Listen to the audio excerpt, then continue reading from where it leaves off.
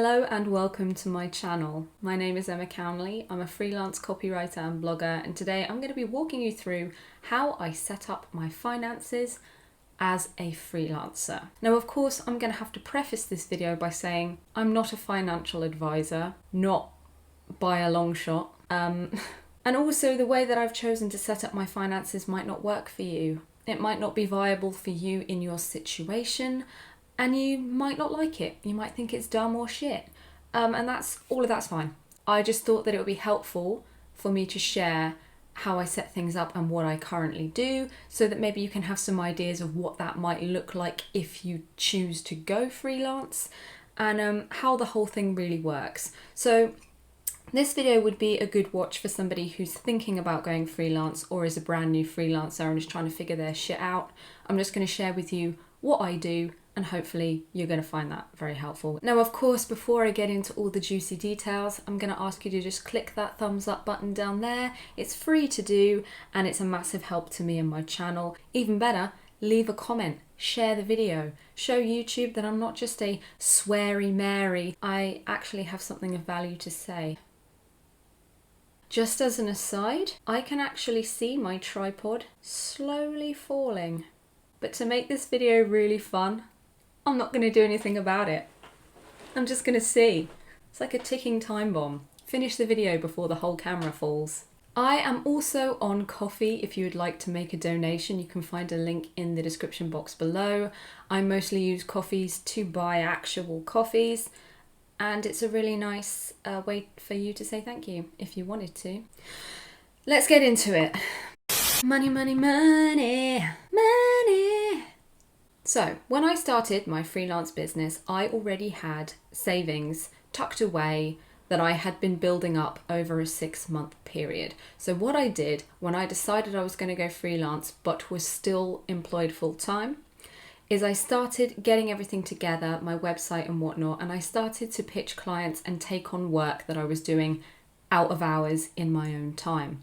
And that way I was able to kind of road test what it's like to be freelance and really start to build those relationships and build my confidence as a freelancer while I still had the security of full-time employment. Everything I made in that 6 months leading up to my big freelance launch was saved away in a savings account, and that money helped to sustain me in my first month of freelancing. I wasn't completely destitute. I had a little bit of money that I could use to survive for that first month. Now, when I did eventually go freelance, the first thing that I did was become a limited company, and I set up my own business account. Now, if you decide that you would like to be a sole trader, you don't need a separate business account. You can just use your own account because you are the business is you, and your own account will be fine for that. However, if you decide to become employed within your own limited company, you are going to need that separate business account. I'm going to leave all the information in the description box for you below if you want to go away and do some extra research around why that is and what your options are. I chose to go with the bank that I was already with. Sheer laziness on my part, I can assure you. There was no special reason that I chose to open a business account with my normal bank. There are a lot of banks dedicated to small businesses and freelancers that give a lot of really useful perks and kind of management apps and software. I think a lot of my fellow freelancers use Starling, but I do know that there are quite a few that have been designed to benefit freelancers. So it's well worth doing your research. I didn't do mine, and now I'm too lazy to change. So as soon as I go freelance, set up that business account, move my savings into it, and I continued to build my financial cushion for the first 3 months of being freelance. I paid myself absolute minimum salary, something like £500 a month, to make sure that I could keep saving into my business account and building up a safety net just in case all my work dropped off. You know, the paranoia is real. I've come from a very poor family, a very poor upbringing. I'm petrified of not having enough money, so saving that was my prerogative. Then when I hit that first 3-month threshold and I look back, I was like, do you know what? I've got a lot of money in that account now. I'm happy to start paying myself a normal wage, and that's what I did. So here's my little thing that I like to do for myself in my business. So I pay myself the minimum salary possible under the UK tax law, and then I make up the rest in dividends. Now what I do is I pay myself a set amount every single month, set salary, set amount of dividends, and I make sure that I have a stable income month on month every single month. Doesn't matter how much I earn. I could have a 6k month. There's no fucking way I'm taking out 6k's worth of fucking money every month. No siree. I'm keeping it all in my business account and only ever paying myself that set salary and set dividends. And I do this because I want to make sure I have enough in my business account for all of my outgoings, things like my website cost, software costs, cost for my accountant, shit like that. I want to make sure that I have enough to pay my bills and my outgoings, and I also want to make sure that I have at least 35% of my monthly revenue tucked away to use for tax and unexpected costs and shit like that. And I just leave it in there and always only pay myself that set amount each month. And what that allows me to do is to continue to build that financial cushion so that if I want to take paid sick leave, paid holiday, or if, God forbid, the worst should happen, I've got enough money to see myself through. If I wanted to take maternity leave, I could probably pay myself maternity pay from the cushion that I have built up over the last 5 years. And when the pandemic hit, that little financial buffer really saw me through. Most of my work dropped off for a good few months. I scraped a living for the whole of 2020, but because I had that money in my business account, I was able to keep paying myself a regular salary, even though the work itself was not regular. And that's the joy of it, really. I think when you're a sole trader, your money is controlled by how much you earn. Your money is controlled by how much you earn. What the fuck does that mean? So you're always getting paid exactly everything that you've earned, and that means that you can't budget for your life because your money's always going up and down, and I hate that. I like to know exactly how much there's going to be, how much my bills are and whatnot, and just plan around that. So that's how I choose to do my money. God damn, I'm articulate today. Another thing that I have done that I would recommend any new freelancer do is invest in proper bookkeeping software. I cheaped out twice when I started my business.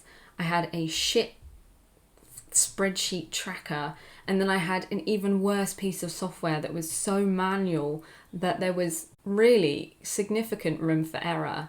And when it comes to me and maths and room for error, those errors, oh my God. I managed to completely fuck my books one year, like royally, because the mathematical laws that I abide by, turns out they're not real laws. They're not actual maths that normal people use. It's just the maths that I've invented according to my own logic, which then I forget and can't remember how I came to the conclusion that I came to when I made that sum 6 months ago. You get the picture. It was real bad. It was bad. So then I decided to invest in proper bookkeeping software to track everything, to automate my invoices and invoice reminders. It kind of automatically reconciles payments for you and gives you a nice way to kind of template your invoices and send them out. And it's beautiful. And it really gives you a nice overview of incomings and outgoings and whatnot. So that's something that I would always recommend that you do. And an accountant. You might be a whiz with maths, sure, but good for you. Some of us don't have their maths GCSE and in fact failed it twice. But the amount of time it takes, that's taking you away from your business. If you want to be a freelance writer, really, you would like to be writing for the majority of the time, not doing maths, right? So it's just really nice to get an accountant on board, give them access to your bookkeeping software and just let them take care of that for you and just tell you how much you owe each month. And that is just a nice fucking way to do it, because Jesus fucking Christ, paying the government, it's like some kind of like mind game. Like they want your money real bad, but they're going to make it really difficult for you to give it to them, like a test, you know, like a fucking Mensa admission test just to pay them. What the fuck? Like if train A leaves the station on Tuesday at 3 p.m. and train B leaves the station on Tuesday at 4 p.m, what time do they meet at King's Cross, and how much do you owe us for the tax year ending 21-22? So at the end of this long and really rambling video, that's how I've set up my freelance business finances. I made sure that I had a good, sexy financial buffer before I started that I could use to sustain me through. I trundled along at the minimum wage until I'd really built that financial cushion up to be something substantial.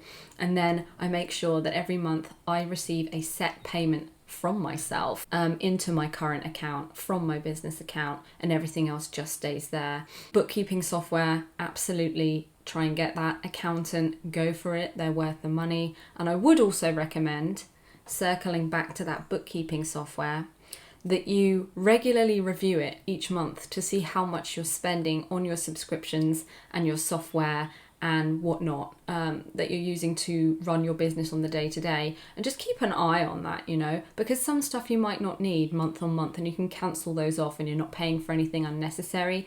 And that's just the cheapskate in me talking yet again.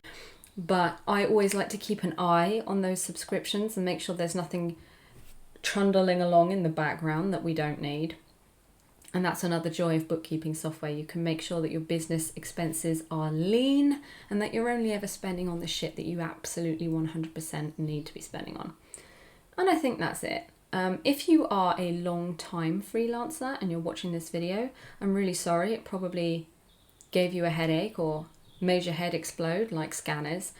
But if you have any financial advice to give to me or any tips that you like to do, leave me a comment below. I'm always happy to take advice on how to set up freelance finances because this is just the system that I've made. I'm quite happy here, but you know, I like to hear what other people are up to. And if you're a newbie and you have any questions, for fuck's sake, don't ask me.